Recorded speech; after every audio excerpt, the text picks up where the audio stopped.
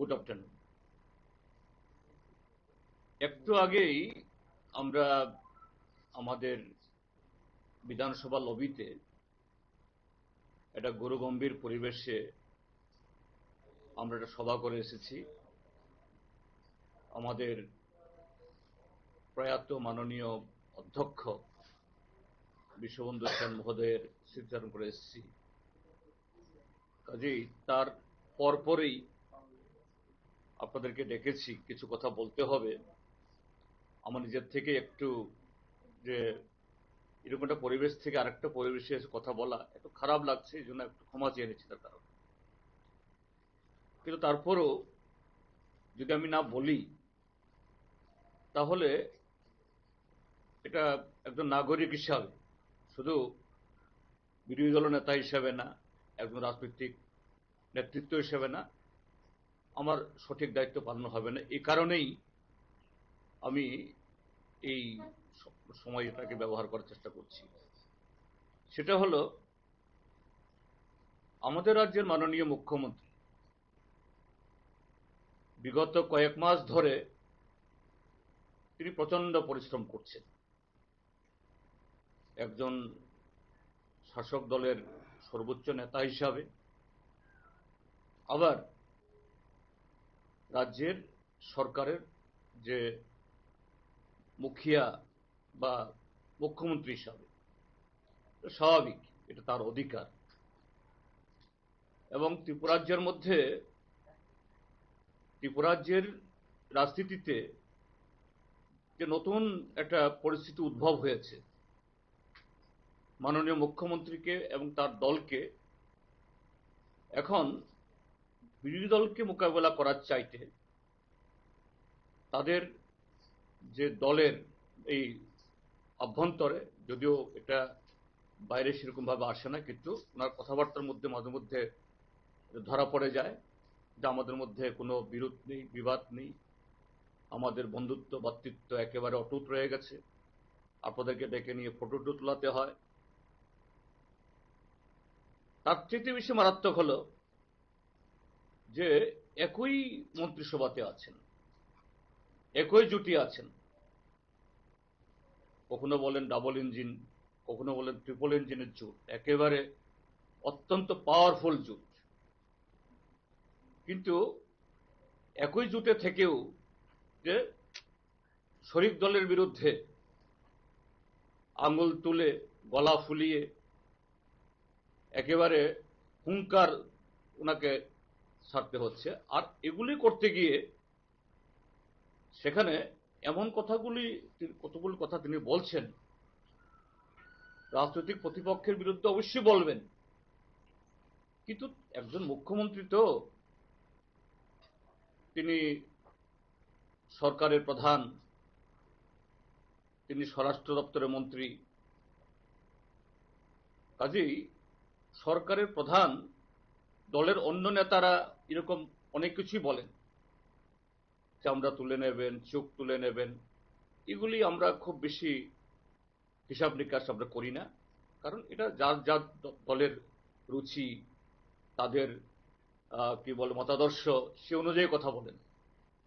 কিন্তু একজন প্রশাসনিক প্রধান, সরকারের প্রধান, মাননীয় মুখ্যমন্ত্রী সাংবিধানিক ভাবে তিনি রাজ্যের এই পলিটিক্যাল এক্সিকিউটিভদের মধ্যে সর্বোচ্চ, এটা শুধু মুখ্যমন্ত্রীকে পদকে হেয় করা না, এটা যে রাজ্যের সম্মানহানি হয়। একদিন কোন নাগরিক বলবেন যে মাননীয় মুখ্যমন্ত্রী কথাগুলি বলছেন, আপনি কোথেকে তথ্য পেলেন, কে আপনাদেরকে এই সমস্ত তথ্য যোগান দেয়? কাজেই মাননীয় মুখ্যমন্ত্রী আমাদের রাজ্যের সুনাম, সরকারের সুনাম রক্ষার্থেই এবং সে পদের তার যে মর্যাদা, এটা রক্ষার্থেই তিনি, তাকে যারা এই সমস্ত তথ্য সাপ্লাই করেন বিভিন্ন জায়গায় বলার জন্য, তিনি একটু সময় করে চিন্তা ভাবনা করবেন এবং রাজ্যবাসীকেও তার যে এই ভুলভাল বলা, এটা যাতে ক্ষমার চোখে দেখেন, এই জন্যই কথাটা আমি অবতারণা করতে বাধ্য হচ্ছি। তিনি ইদানিংকালে যে সমস্ত অভিযোগ করছেন, তার শরিক দলের বিরুদ্ধে যুদ্ধ ঘোষণার পাশাপাশি কি বলছেন, 1980 জনের দাঙ্গা, তার জন্য সবটাই দায়ী সিপিআইএম, এবং সিপিএম এর আমলে নাকি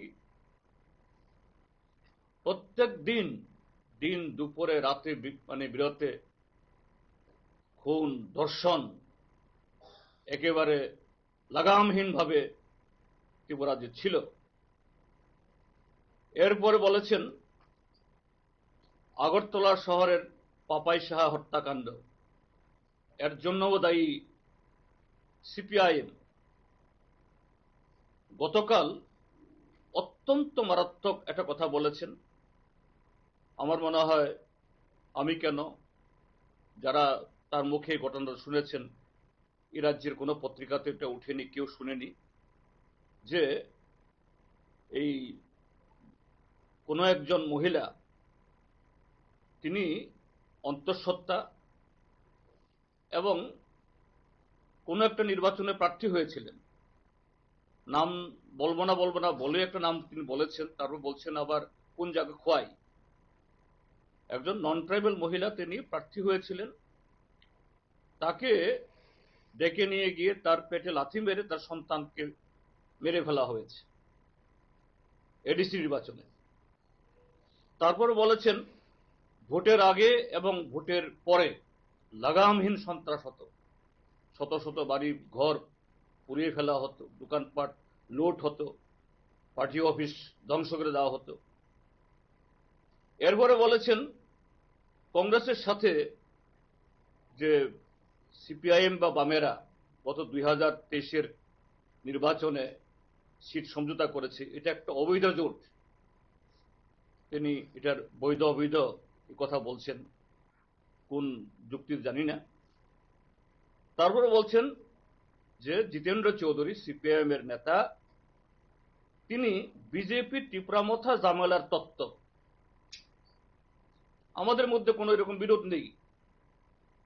এই জামেলার তত্ত্ব নানাভাবে উস্কে দিয়ে বাঁকা পথে এই ক্ষমতা দখলের ষড়যন্ত্র করছে জিতেন্দ্র চৌধুরী। তারপর বলেছেন 2323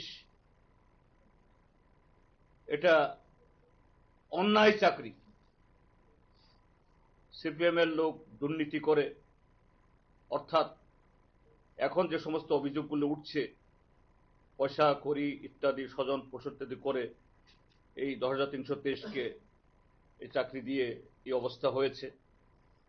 কদিন আগে বলেছেন কল্যাণপুর হত্যাকাণ্ড সিপিএম করিয়েছে, যেখানে 26 জন এই নিরীহ লোক প্রাণ হারিয়েছেন। আর এই গত কদিন আগে জিরানিয়া সত্যেন্দ্রনগরে বলেছেন একটা জায়গাতে, রাজ্যের বামফ্রন্ট সরকার জনজাতিদের অশিক্ষিত করে রেখেছে। বিজেপি সরকার আসার আগে ট্রাইবেল এলাকাতে কোনো শিক্ষা প্রতিষ্ঠানই ছিল না, ট্রাইবেলদের শিক্ষার কোনো সুযোগই ছিল না। তারপরে গতকাল ছামনুতে বলেছেন ত্রিপুরা রাজ্যে এই ড্রাগস, নেশা, এটা বামফ্রন্টের আমলেই ছিল, এখন নেই। ওনারা এসে জিরো টলারেন্স করে কোনো এই নেশা চাষের বা ব্যবহারে কোনো ঘটনা নেই।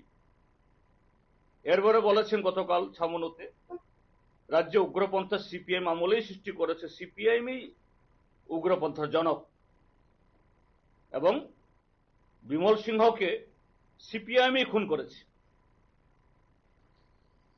তো এরকমই। আর চানমোহন ত্রিপুরা গন্ডাছড়া গত 2017 ইংরেজিতে 18 বিধানসভা নির্বাচনের আগে বিজেপির কোন একটা নির্বাচনে প্রার্থী ছিলেন, তাকে সিপিআইএমই খুন করিয়েছে। তৎকালীন সিপিএম এর বিধায়ক,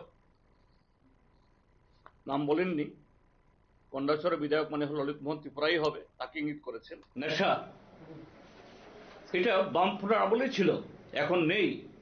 ওনারা এসে জিরো টলারেন্স করে কোনো এই নেশা চাষের বা ব্যবহারে কোনো ঘটনা নেই। এরপরে বলেছেন গতকাল ছামনুতে, রাজ্যে উগ্রপন্থা সিপিএম আমলেই সৃষ্টি করেছে, সিপিআইএমই উগ্রপন্থার জনক, এবং বিমল সিংহকে সিপিআইএমই খুন করেছে। তো এরকমই আর চানমোহন ত্রিপুরা গন্ডাছড়া গত 2017 ইংরেজিতে 18 বিধানসভা নির্বাচনের আগে বিজেপির কোনো একটা নির্বাচনে প্রার্থী ছিলেন, তাকে সিপিআইএমই খুন করিয়েছে। তৎকালীন সিপিএমের বিধায়ক, নাম বলেননি, গন্ডাছড়া বিধায়ক মানে ললিত মোহন ত্রিপুরাই হবে, তাকে ইঙ্গিত করেছেন, এই কথাগুলো বলেছেন। তা আমি মাননীয় মুখ্যমন্ত্রী এটা নিন্দা বিরোধিতা বা এই শব্দগুলো ব্যবহার প্রয়োজন আছে মনে করি না। আমি বলবো যে মুখ্যমন্ত্রী, দলের নেতারা অনেক কিছুই বলবেন আরো, কিন্তু মাননীয় মুখ্যমন্ত্রী তার একটা সাংবিধানিক পদে তিনি আসেন, তার মুখ দিয়ে যদি এই সমস্ত অসত্য, কাল্পনিক, বাস্তবের সাথে সাদৃশ্যহীন বক্তব্য যায়, কোন নাগরিক আঙ্গুল তুলে, এটা গোটা ত্রিপুরাজ্য লজ্জা, শুধু বিজেপি দলের হবে না। এই জন্য বলছি, 80 জনের দাঙ্গা কে করিয়েছে, কেন হয়েছে, আপনারা অনেকেই জানেন। 1979-এ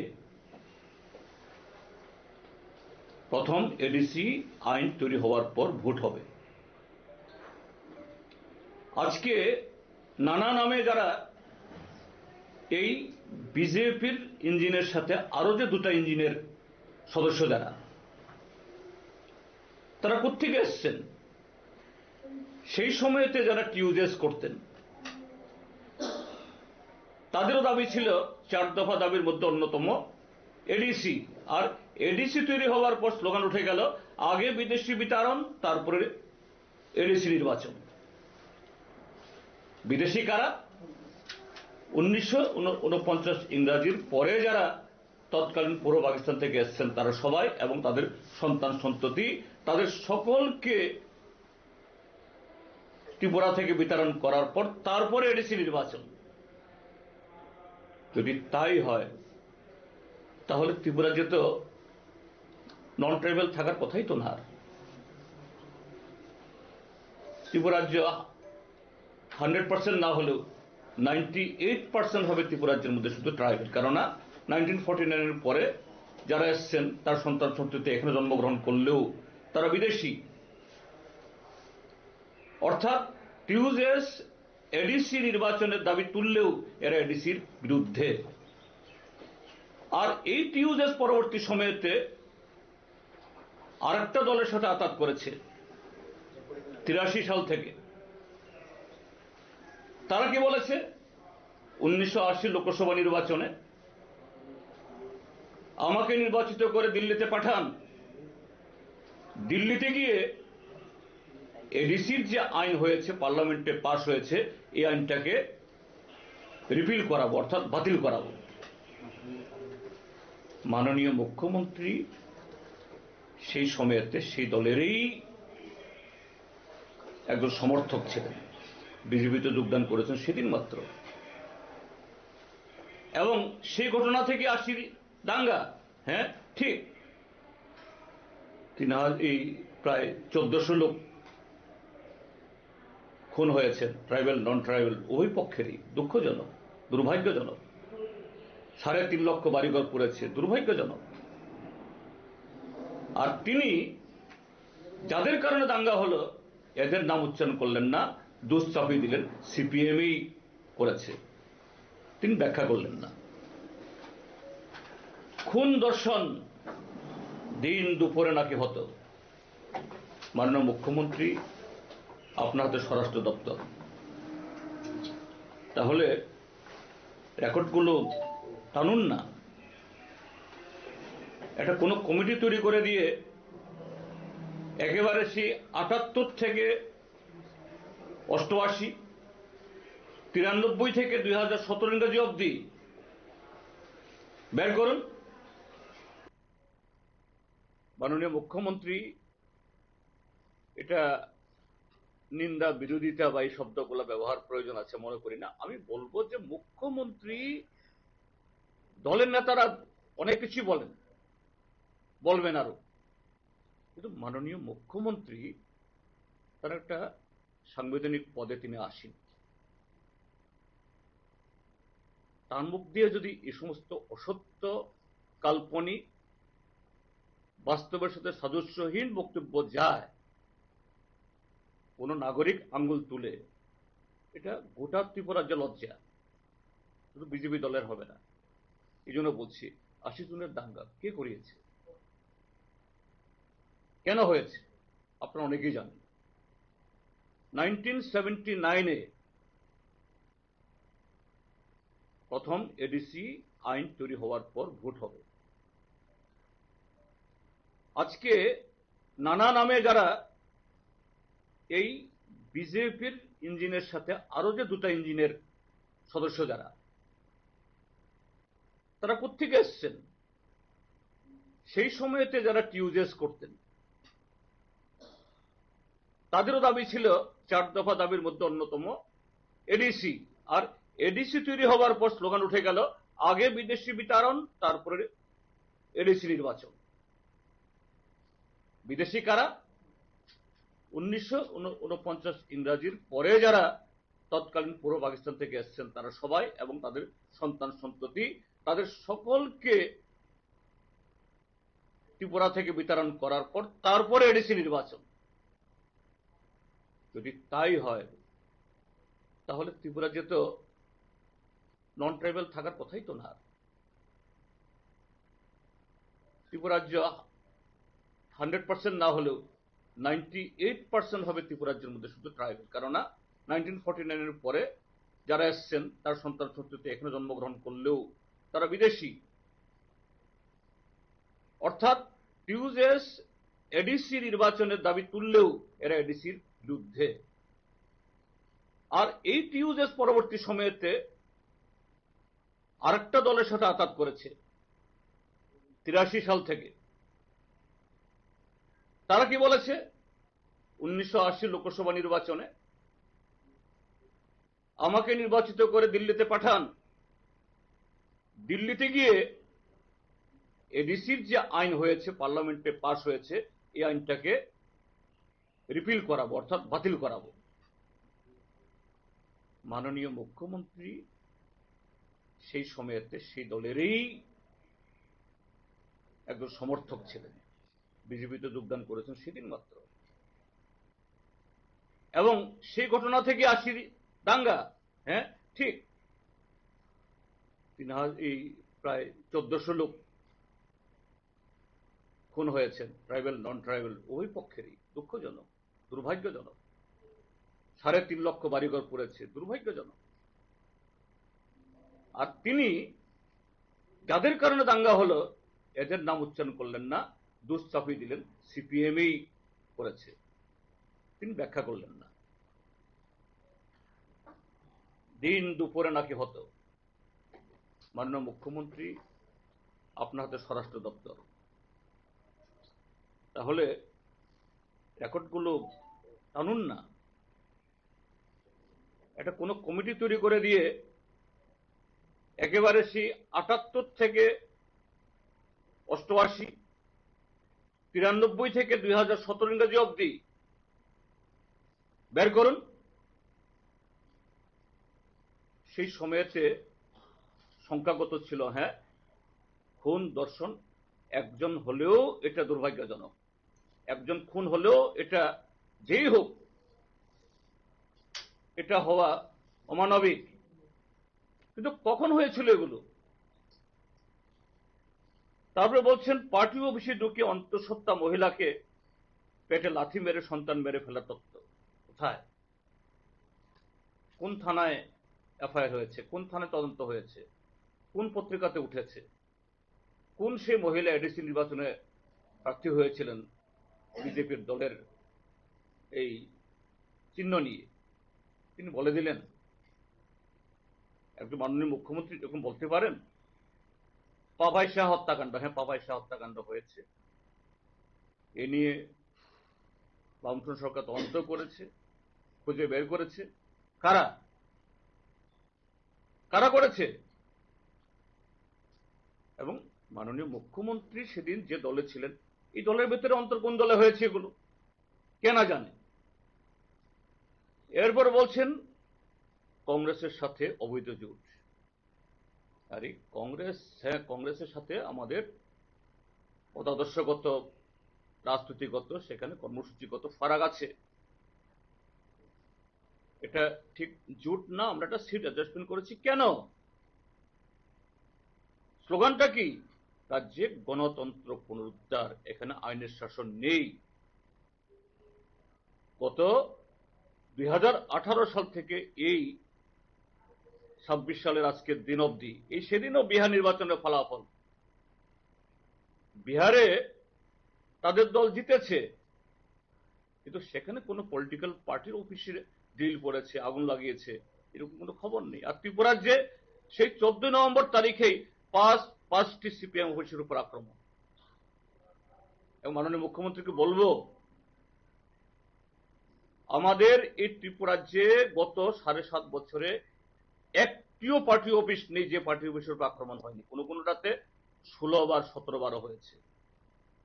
আমাদের মেলার মাঠের একদিকে ডিস্ট্রিক্ট পার্টি অফিস, আরেকদিকে রাজ্য দপ্তর, দিন দুপুরে একজন গ্রেপ্তার হয়েছে, একজনের বিরুদ্ধে মামলা নিয়েছে, আর তিনি বলছেন অবলীলায় বামফ্রন্ট সরকারের সময়তে ভোটের আগে সন্ত্রাস, পরে সন্ত্রাস, আর এখন তো আগে সন্ত্রাস, পরে সন্ত্রাস, সারা বছরই সন্ত্রাস। আপনার চোখের সামনে দেখেছেন, সেদিন আমরা ডিজি অফিসের সামনে সভা করেছি, মিটিং শেষ হতে না হতেই তাদের সোনার টুকরো ছেলেরা স্লোগান তুলে উমুকের চামড়া তুলে নেব আমরা। এবং আজকে দেখি সেই একজন দেবতুল্য গতকাল উইকেন্ডের দিন বিধায়ক, আমাদের মেয়র, তার সাথে কি একটা স্বদেশী মেলা না কি করবে, তিনি একদম তার বাম দিকে দাঁড়িয়ে আছেন।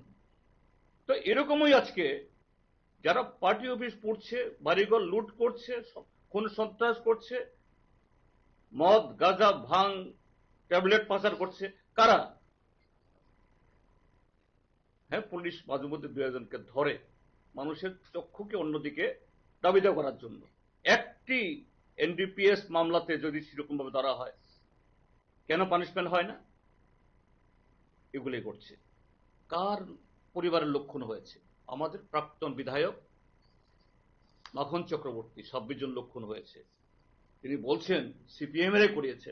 আমি আপনাদেরকে বলবো, অসংখ্য নাম, তারপরে প্রমিনেন্ট, যে আমাদের সিপিআইএম এর এমএলএ, এডিসি মেম্বার, নেতা তো অসংখ্য। কালিদাস দেববর্মা এমডিসি খুন হয়েছেন, আনন্দ রোয়াজা এমএলএ খুন হয়েছেন, গৌতম দত্ত এমএলএ খুন হয়েছেন, বিমল সিনহা মিনিস্টার খুন হয়েছেন, সর্বজয় রিয়াং এমডিসি খুন হয়েছেন, গান্ধী ত্রিপুরা প্রধান খুন হয়েছেন। কোন দল সরকারে থাকাকালীনও এবং সরকার না থাকাকালীনও এত স্যাক্রিফাইস, এত বলিদান কোন দল দিয়েছে? সিপিআইএম। কেন? কারণ সিপিআইএম বিকল্প কর্মসূচির মধ্য দিয়ে আমাদের এই ত্রিপুরাজ্যকে, একটা সময়তে ত্রিপুরাজ্য মানুষ জানতো না, আগরতলা বললে আগরপাড়া বলতো,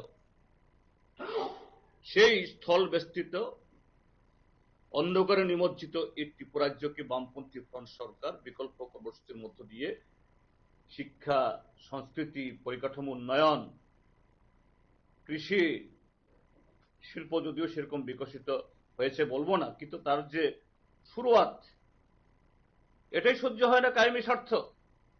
কাজেই সাম্প্রদায়িক এবং এই বিভাজনের শক্তি নানা নামে, এটিপিএলউ, টিএনভি, এনএলএফটি, টাইগার ফোর্স, আমরা বাঙালি, বিএনএলএফ, প্রত্যেকের হাতে খুন হতে হয়েছে সিপিআইএম কে, আজকে হতে হচ্ছে। এই স্যাক্রিফাইস কে করেছে? আর তিনি বলে দিলেন বেমালুম সব সিপিএম রাই করেছে। সিপিএম করে কি সিপিএম এর নিজের লোকদের খুন করবে? এরপর বলছে 2323 আমি মাননীয় মুখ্যমন্ত্রীকে বলবো, সম্ভবত তিনি আইন দপ্তরেরও দায়িত্বপ্রাপ্ত। 2323 রায় কি? এখানে ইন্টারভিউতে কোনো ধরনের ফ্ল নেই, কোনো স্বজন পোষণ নেই। আজকে আকছার সারা দেশে যেটা হয়, মধ্যপ্রদেশে, আসামে, পশ্চিম বাংলাতে। কিন্তু কি দোষ ধরেছেন? যে তাদের রিক্রুটমেন্ট রুলস, সেই রিক্রুটমেন্ট রুলস তৈরি হয়েছে 1980 ইংরাজি। সেই রিক্রুটমেন্ট রুলস অনুযায়ী রিক্রুটেড যারা, আজকে ত্রিপুরাজ্যের 1 লাখ বা তার সাথে একটু বেশি কর্মচারী এখনো যারা রিটায়ার করেননি, বিভিন্ন বয়সে আছেন, তার 99.9% সেই আর দ্বারা নিয়োজিত হয়েছেন। কিন্তু মাননীয় আদালত শিরোধার্য। আদালত হঠাৎ করে এই 10,323 বেলায় না, এটা অন্যায়, যে রিক্রুটমেন্ট রুলসে কোন ধরনের অর্থনৈতিক ক্রাইটেরিয়া, ইকোনমিক্যাল কোন এই কি বলে বেনিফিট দেওয়া যায় না। আমরা সেখানে নিডি কাম সিনিয়রিটি একটা প্রভিশন ছিল, কিন্তু এখন তো পার্লামেন্টে ভারত সরকার ইএস করেছে 10%। এই ইএস এর মধ্য দিয়ে নিয়োগ হচ্ছে, মেডিকেল, ইঞ্জিনিয়ারিং, আইএম, আইআইটিতে ভর্তি হচ্ছে। কই সুপ্রিম কোর্ট তো ত্রিপুরাজ্যের এই নজিরকে রেখে সেন্ট্রাল গভর্নমেন্টকে বলেনি এটা করা যায় না। তো সেই জন্য বলছিলাম আমি সেদিন, যখন পশ্চিমবাংলার এই কেসে যখন এই 26,000 না কতজন জানি শিক্ষকদের আবার যে মানবিক কারণে এদেরকে পুনর্নিয়োগ করার জন্য বলেছিল, আমি বলেছিলাম যে ত্রিপুরার সরকার তারাও সুপ্রিম কোর্টের কাছে পিটিশন দিন এটা রিভিউ করার জন্য। ওইখানে 26,000-এর জন্য বিবেচনা হয়েছে, আমাদের এখানে 10,323, তার মধ্যে অনেকেই মরে গেছেন। ইতিমধ্যে বেশ কিছু অন্য দপ্তরে চাকরি পেয়ে গেছেন, এখনো বোধহয় 7,500-8,000 এরকম আছেন, কিছুই পায়নি। এদের ব্যবস্থা করা হোক। আর তিনি বলে দিলেন এটা না করে, অথচ এই 10,323-কে এদেরকে পুঁজি করে আসামের বর্তমান মুখ্যমন্ত্রী তাকে আনিয়ে তোমাদেরকে ন্যায় দিলাইগা, এবং তৎকালীন তাদের সভাপতি তিনি কদিনের জন্য মুখ্যমন্ত্রী হয়ে গেছেন, তিনি গিয়ে 10,323-এর ধর্ণা মঞ্চে গিয়ে এখানে বলেছেন প্রয়োজনে সংবিধান সংশোধন করে 10,323-কে পুনর্বহাল করবেন, এবং ত্রিপুরাজ্যের মধ্যে এরকম কেউ ভাতে মরবে না। আজকে কেন মরছে তার উত্তর নেই কেন? রাজ্যের বামফ্রন্ট সরকার উপজনজাতিদের অস্বীকৃত রেখেছে, অর্থাৎ স্কুল খুলেনি, কলেজ খুলেনি। আমি বলবো মাননীয় মুখ্যমন্ত্রীকে, আপনারা গত 7.5 বছর কোন স্কুলটা খুলেছেন? আপনারা স্কুল বন্ধ করেছেন। 78-এ বামফ্রন্ট সরকার আসার আগে ত্রিপুরাজ্যে ট্রাইবালদের মধ্যে শিক্ষার হার কত ছিল? আর মাধ্যমিক, 12, বিএ, এমএ, ডাক্তার, ইঞ্জিনিয়ার কতজন ছিল? আজকে ঘরে ঘরে। তিনি বেমালুম বলে ফেললেন যে না, সব তারা করেছেন। কি করেছেন? সরকারি স্কুল থেকে ছাত্র সংখ্যা কমছে, মাধ্যমিক 12-এর পরীক্ষার্থী কমছে। গত বছর চেয়ে এবছর প্রায় 20,000 পরীক্ষার্থী কমেছে এই বোর্ড এক্সামে। কোথায় যাচ্ছেন তারা? প্রাইভেট স্কুলে চড়া ফি দিয়ে ছেলে মেয়েদের পড়াতে বাধ্য হচ্ছে, কেননা সরকারি স্কুল, টিচার নেই, ব্যবস্থা নেই। বিদ্যাজ্যোতি ইত্যাদি ইত্যাদি নানা স্লোগান তুলে শিক্ষার 12টা বাজাচ্ছে, আর তিনি সেই কথা সিফারিশ সেখানে দিচ্ছেন। তারপর বলছেন ভারত মাতা বলার অপরাধে নাকি রাস্তায় নামতে দেওয়া হয়। কোথায়? আজকে ত্রিপুরাজ্যের মধ্যে বিরোধী দল, আমি তো বলবো 2023-এর বিধানসভা নির্বাচনের আগে এই গেস্ট হাউসে, সোনারতরী গেস্ট হাউসে যখন রাজীব কুমার নেতৃত্বে ফুল bench of election commission of India আসে, আমি তখন বলেছিলাম ত্রিপুরাজ্যের মধ্যে নির্বাচনের পরিবেশ নেই। সিভিল ইলেকশন কমিশন আমাকে বলছেন, mister Chowdhury, how you are leveling this complaint against the government, how you quantify this? আমি বললাম যে মাননীয় রাজীব কুমার মুখ্য নির্বাচন কমিশনার মহোদয়, আমার কথা যদি আপনি তার সত্যতা যাচাই করতে চান, ইউ প্লিজ আমাদের সামনের দিকে তো এদিকে পশ্চিম দিকে বাংলাদেশ বেশি যেতে পারবেন না, এদিকে যাওয়া যাবে একদম অবধি, ওই কাতলামারা বা ইত্যাদি সিমলার দিকে, এদিকে একদম সাবরুমে যেতে পারবেন, আর এদিকে উত্তর ত্রিপুরা। আপনি একটা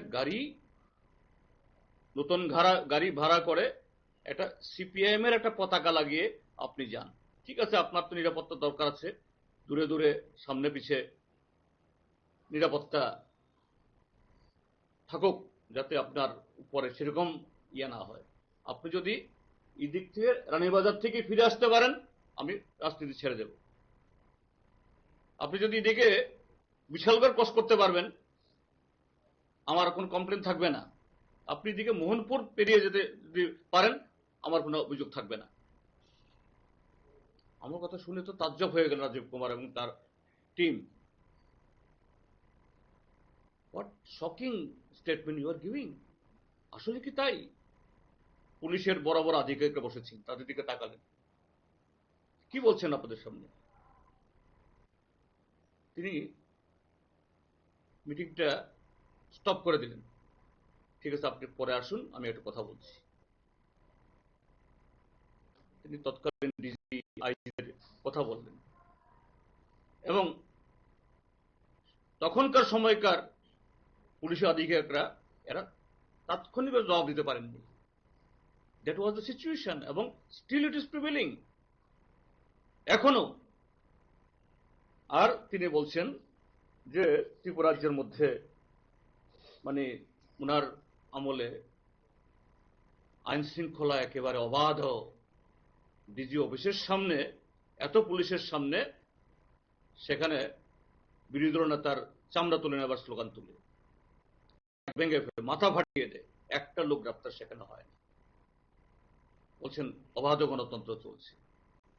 কাজেই আমার কথা বলাই কারণে তারপরে এই 10 was and is and it has been that the majority of the Cockburg speaking people, their choice should be given that honor. So if today, if majority of the Cockburg speaking people, if their choice is Roman, there should be Roman. If their choice is Devnagari, it should be Devnagari. If their choice is something new, what Chief Minister is arguing now, why not you are that innovating the new script? So it is to be decided not by any Chief Minister or anybody else. It is to be decided by the people belonging to that linguistic group. So let government take decision by any means, hold a referendum on the script issue, that majority of Tripura's Cockburg speaking people, which script they want. So my party and my choice, my vote is for that only. What is the process? Both party, all some sort of their elements, they are enjoying the unparliamentary way of governance this way by violating all norms. They are looting the state exchequer and today in the state. Because of that, unemployment, then anarchy, etc., the drug abusing, then rape, gang rape, all kinds of the lawlessness. Now it is being only 44-45 lakhs population, but we are topping at the national level. NCRB report also corroborating to that. And Honorable Chief Minister, all blaming with all obnoxious, that is, what else say, allegation against them that this and that, all done by CPIM. So there, I have been compelled to invite our media people that okay, since we are opponent party, the CPIM, our opponent party, BJP, they will oppose us. That is normal. We don't, that is, what else say, we don't bother for that.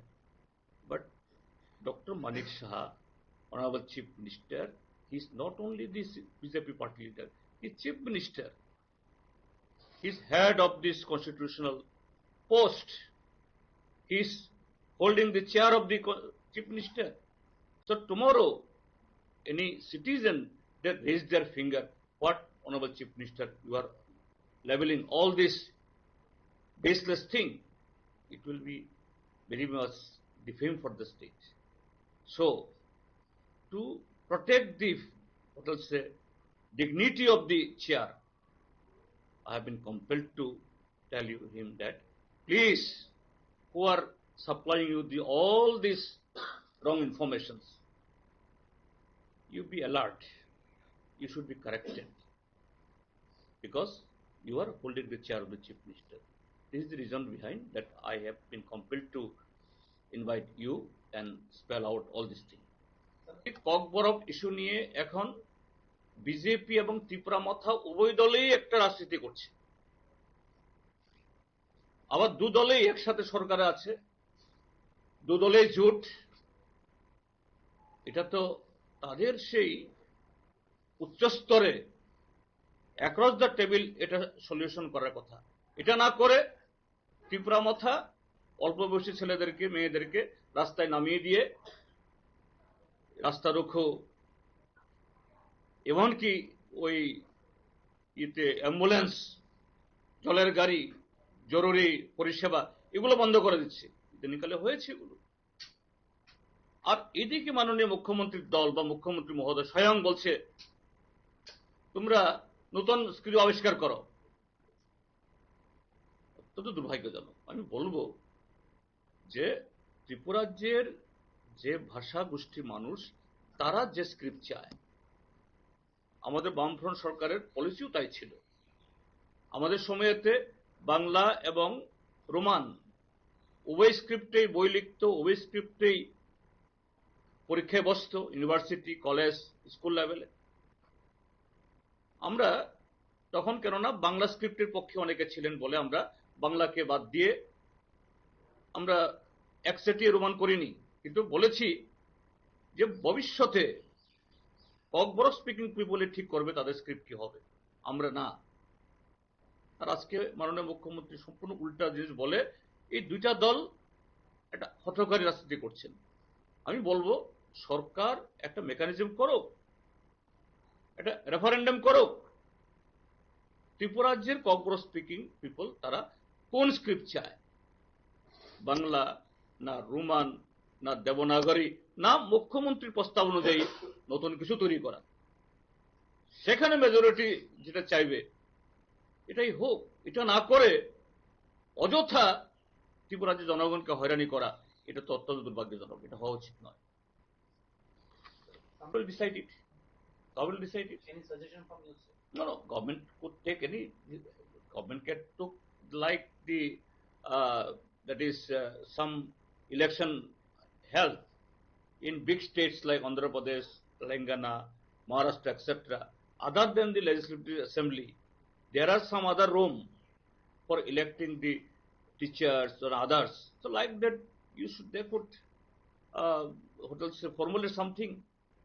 And if they are the majority, they want that X or Y. So that majority should be granted. Is it some voting system, sir? Either your party's view on that? Definitely, it is internal affairs or internal matter of Bangladesh. But being neighbor and being this entire globe, the world, it is one family in this era of the science and technology. And in the time memorial, we the Indians, our forefathers have a doctrine on that. Basu Daiva Kutumbakam. Whole country, whole world, we are member of one family. So what happening in Bangladesh? It is very unfortunate, not desirable. That in the name of the religion, there how the minorities are being attacked. Gruesomely, they are being hanged and burned alive in this era of 21st century. It is a barbarism. It should be stopped. And we, India, either it is in Bangladesh or 2 days ago what happened there in Venezuela, we can remain mum on that. Humanity should speak out, raise our voice. Either it is in Bangladesh or Pakistan or Myanmar or Latin America, anywhere. So we are, and Bangladesh our neighbor. So whatever happening there, that what else reactions, directly, indirectly, it comes upon us. So in Bangladesh, definitely we believe that majority, they are peace loving, they are not enemy of India, enemy of any particular religion, and they will rise on the occasion, we believe, and from here we extend our solidarity to Bangladesh or Latin America, wherever. তার থেকে বেশি মারাত্মক হলো যে একই মন্ত্রিসভাতে আছেন, একই জুটি আছেন, কখনো বলেন ডাবল ইঞ্জিন, কখনো বলেন ট্রিপল ইঞ্জিনের জোট, একেবারে অত্যন্ত পাওয়ারফুল জোট। কিন্তু একই জোটে থেকেও যে শরীর আঙুল তুলে গলা ফুলিয়ে একেবারে হুঙ্কার ওনাকে ছাড়তে হচ্ছে। আর এগুলি করতে গিয়ে সেখানে এমন কতগুলি কথা তিনি বলছেন, রাজনৈতিক প্রতিপক্ষের বিরুদ্ধে অবশ্যই বলবেন, কিন্তু একজন মুখ্যমন্ত্রী তো, তিনি সরকারের প্রধান, তিনি স্বরাষ্ট্র দপ্তরের মন্ত্রী, কাজেই সরকারের প্রধান, দলের অন্য নেতারা এরকম অনেক কিছুই বলেন, চামড়া তুলে নেবেন, চোখ তুলে নেবেন, এগুলি আমরা খুব বেশি হিসাব নিকাশ আমরা করি না, কারণ এটা যার যার দলের রুচি, তাদের কি বলে মতাদর্শ, সে অনুযায়ী কথা বলেন। কিন্তু একজন প্রশাসনিক প্রধান, সরকারের প্রধান, মাননীয় মুখ্যমন্ত্রী সাংবিধানিকভাবে তিনি রাজ্যের এই পলিটিক্যাল এক্সিকিউটিভদের মধ্যে সর্বোচ্চ, এটা শুধু মুখ্যমন্ত্রীকে পদকে হেয় করা না, এটা যে রাজ্যের সম্মানহানি হয়। একদিন কোন নাগরিক বলবেন যে মাননীয় মুখ্যমন্ত্রী কথাগুলি বলছেন, আপনি কোত্থেকে তথ্য পেলেন, কে আপনাদেরকে এই সমস্ত তথ্য যোগান দেন? কাজেই মাননীয় মুখ্যমন্ত্রী আমাদের রাজ্যের সুনাম, সরকারের সুনাম রক্ষার্থে এবং সেই পদের তার যে মর্যাদা, এটা রক্ষার্থেই তিনি, তাকে যারা এই সমস্ত তথ্য সাপ্লাই করেন বিভিন্ন জায়গায় বলার জন্য, তিনি একটু সময় করে চিন্তা ভাবনা করবেন এবং রাজ্যবাসীকেও তার যে এই ভুলভাল বলা, এটা যাতে ক্ষমার চোখে দেখেন, এই জন্যই কথাটা আমি অবতারণা করতে বাধ্য হচ্ছি। যেমন তিনি ইদানিংকালে যে সমস্ত অভিযোগ করছেন, তার শরিক দলের বিরুদ্ধে যুদ্ধ ঘোষণার পাশাপাশি কি বলছেন, 1980 জনের দাঙ্গা, তার জন্য সবটাই দায়ী সিপিআই, এবং সিপিএম এর আমলে নাকি প্রত্যেক দিন দুপুরে রাতে বিরতে খুন, ধর্ষণ একেবারে লাগামহীন ভাবে ত্রিপুরাজ্যে ছিল। এরপরে বলেছেন আগরতলা শহরের পাপাই সাহা হত্যাকাণ্ড এর জন্যও দায়ী সিপিআইএম। গতকাল অত্যন্ত মারাত্মক একটা কথা বলেছেন। আমার মনে হয় আমি কেন, যারা তার মুখে ঘটনাটা শুনেছেন, এই রাজ্যের কোনো পত্রিকাতে এটা উঠেনি, কেউ শুনেনি যে এই কোনো একজন মহিলা তিনি অন্তঃসত্ত্বা এবং কোনো একটা নির্বাচনে প্রার্থী হয়েছিলেন। নাম বলবো না বলে একটা নাম তিনি বলেছেন, তারপর বলছেন আবার কোন জায়গা খোয়াই। একজন নন ট্রাইবাল মহিলা তিনি প্রার্থী হয়েছিলেন, তাকে ডেকে নিয়ে গিয়ে তার পেটে লাথি মেরে তার সন্তানকে মেরে ফেলা হয়েছে এডিসি নির্বাচনে। তারপরে বলেছেন ভোটের আগে এবং ভোটের পরে লাগামহীন সন্ত্রাস হতো, শত শত বাড়ির ঘর পুড়িয়ে ফেলা হতো, দোকানপাট লুট হতো, পার্টি অফিস ধ্বংস করে দেওয়া হতো। এরপরে বলেছেন কংগ্রেসের সাথে যে সিপিআইএম বা বামেরা গত 2023-এর নির্বাচনে সিট সমঝোতা করেছে, এটা একটা অবৈধ জোট। তিনি এটার বৈধ অবৈধ কথা বলছেন, কোন যুক্তির জানি না। তারপরে বলছেন যে জিতেন্দ্র চৌধুরী সিপিআইএম এর নেতা, তিনি বিজেপি টিপরামথা জামালার তত্ত্ব। আমাদের মধ্যে কোনো এরকম বিরোধ নেই। এই জামালার তত্ত্ব নানাভাবে উস্কে দিয়ে বাঁকা পথে এই ক্ষমতা দখলের ষড়যন্ত্র করছে জিতেন্দ্র চৌধুরী। তারপর বলেছেন 2323 এটা অন্যায় চাকরি, সিপিএম এর লোক দুর্নীতি করে, অর্থাৎ এখন যে সমস্ত অভিযোগগুলো উঠছে পয়সা করি ইত্যাদি স্বজন পোষণ ইত্যাদি করে এই 2323-কে এই চাকরি দিয়ে এই অবস্থা হয়েছে। কদিন আগে বলেছেন কল্যাণপুর হত্যাকাণ্ড সিপিএমই করিয়েছে, যেখানে 26 জন এই নিরীহ লোক প্রাণ হারিয়েছেন। আর এই গত কদিন আগে জিরানিয়া সত্যেন্দ্রনগরে বলেছেন একটা জায়গাতে রাজ্যের বামফ্রন্ট সরকার জনজাতির অশিক্ষিত করে রেখেছে। বিজেপি সরকার আগে আসার আগে ট্রাইবেল এলাকাতে কোনো শিক্ষা প্রতিষ্ঠানই ছিল না, ট্রাইবেলদের শিক্ষার কোনো সুযোগই ছিল না। তার মরদেহ নিয়ে তখন নাটক হয়েছে সুনীল দেওধর সহ, এবং তার অস্থি কলস গন্ডাছড়া নিয়ে বিশাল শ্রাদ্ধ করলো। ঠিক আছে, তাদের দলের লোক যদি হয়ে থাকে করেছেন, কোনো আপত্তি নেই। ত্রিপুরাজ্যের সমস্ত নদী ছড়া ইয়ে করে তার অস্থি বিসর্জন দিল। আমাদের সরকার আসতে পারলে চানমোহন ত্রিপুরার পরিবারের জন্য সমস্ত ব্যবস্থা করবেন। ওই আমি তো গন্ডা তুই সাথে যাই ইয়েতে, সেই পরিবার কিছু পেয়েছি কিনা তার কথা মনে আর কেউ খেয়াল রাখেনি। আজকে নতুন করে এডিসি দখল করতে হবে।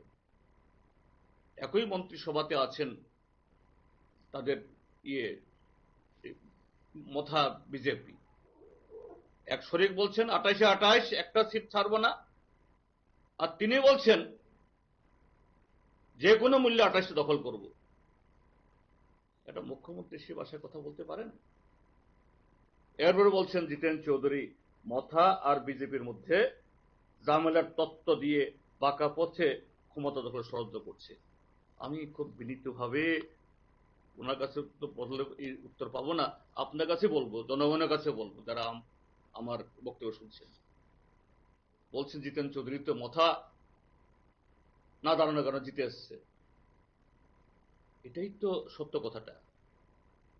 মথা যদি 20টা বিধানসভা সংরক্ষিত কেন্দ্রের অতিরিক্ত জেতার 1% সম্ভাবনা না থাকলেও আরো 22টা সিটে দাঁড়িয়েছেন। কেন দাঁড়িয়েছেন? না দাঁড়ালে সেখানকার ট্রাইবেলরা তাদের কাছে অপশন যেত কাকে ভোট দেবেন, বিজেপিকে না সিপিএমকে, না কংগ্রেসকে, এবং তখন আলটিমেট চয়েস হতো সিপিএম। সাবরুমে যেমন আমি জিতেছি, মথার দয়া নয়। সেখানে আমার কেন্দ্রে গিয়ে এই মথার সুপ্রিমো আমার কেন্দ্রে ঠিক না, মনো কেন্দ্র, পাশের কেন্দ্র, এখানে দাঁড়িয়ে বক্তৃতা করেছে যে ত্রিপুরা মথা আমরা দাঁড়িয়েছি, যদি ত্রিপুরা মথা ক্যান্ডিডেট না থাকে এটা তোমাদের খুশি। বলেনি তো সিপিএমকে ভোট দাও, জিতেন চৌধুরীকে ভোট দাও। তো এটাই বাস্তবতা যে মথা যদি এরকম গ্রেটার ত্রিপুরাল্যান্ডের এই মানে কি বলে এই ফেক আওয়াজ না তুলতো, 22টা কেন্দ্রে যে ত্রিপুরা মথাতে ভোট দিয়ে ভোট নষ্ট হয়েছে, এই ভোটের অধিকাংশ সিপিএম এর করে যেত সাবরুমের মতো, এবং এই 22টা কেন্দ্রে সিপিএম জিতত। তাহলে সিপিএম 13টা পেয়েছিল, আরো 22, 35, কংগ্রেস 3। আজকে অনিবার্যভাবে বিজেপির পতন ঘটত, সিটে হয়তো একটা দুইটা সেদিক হতো। এটি তো বাস্তব। আর তিনি বলছেন ষড়যন্ত্র। কেন ষড়যন্ত্র করব? তোমাদের দুই দলের মধ্যে দহরম মহরম, কিলা কিলি। তোমরা বলছো ত্রিপুরা রাজ্যে দোস্তি দিল্লিতে গিয়ে, না ত্রিপুরা রাজ্যে কুস্তি, দিল্লি থেকে দোস্তি। তোমরা তো ত্রিপুরা রাজ্যের মধ্যে দুস্তিও করছো, কুস্তিও করছো। আমাদেরকে বলছো তোমরা অবৈধ জোট, আর তোমাদের এটা কি সুবিধাবাদী? আমাদের কোনো অবৈধ জোট না, আমরা পরিষ্কার রাজনৈতিক রোডম্যাপ দিয়েই যে না, গণতন্ত্র রক্ষায়, সংবিধান রক্ষায় আমাদের মধ্যে কংগ্রেস সিপিএমের মধ্যে ফারাক সত্ত্বেও আমরা একসাথে দাঁড়িয়েছি, কেননা গণতন্ত্র না থাকলে কোনো দল থাকবে না। তো এটাই আমার বলা যে মাননীয় মুখ্যমন্ত্রী কিভাবে অনর্গল অসত্য কথা বলছেন, বাস্তবের সাথে যা সহ্যহীন, এবং কিছু লোক তাকে তথ্য সাপ্লাই করছেন। আমার করজোর অনুরোধ মাননীয় মুখ্যমন্ত্রীকে, প্লিজ, আপনি যেমন বিজেপি নেতা, কিন্তু আপনাকে বেশি বেশি উচ্চারিত হয়, আপনি মাননীয় মুখ্যমন্ত্রী, রাজ্যের একজন মুখ্যমন্ত্রী এরকম যে সত্যের অপলাপ করবেন প্রতিদিন, এটা রাজ্যের কলঙ্ক। এই কলঙ্ক যাতে না হয়, আমি মুখ্যমন্ত্রীর চেয়ারকে বিশুদ্ধ রাখার জন্য, বিতর্কের ঊর্ধ্বে রাখার জন্যই আমার আজকে বিধানসভাতে একটা গৌরগম্ভীর স্মরণ সভার পর এটা করতে বাধ্য হলাম। এটা থেকে মুখ্যমন্ত্রী বিরত হন, নতুবা আপনিও এমনি আস্থা করে গেছেন, বেশি দিন থাকবে না, আস্থা করেই মানুষ আপনাকে বিচার করবে। এই তো মুখ্যমন্ত্রী, মুখে যা বলে তা বলে, মুখ্যমন্ত্রী স্বরাষ্ট্রমন্ত্রী হয়েও তার কাছে ত্রিপুরার ইতিহাস জানা নেই, ত্রিপুরা রাজনীতি জানা নেই, এই কথাই বলবেন। এটা একজন মুখ্যমন্ত্রী সম্পর্কে এরকম ধারণা হওয়া উচিত নয়। এই হলো মোটামুটি ভাবে আমার বক্তব্য।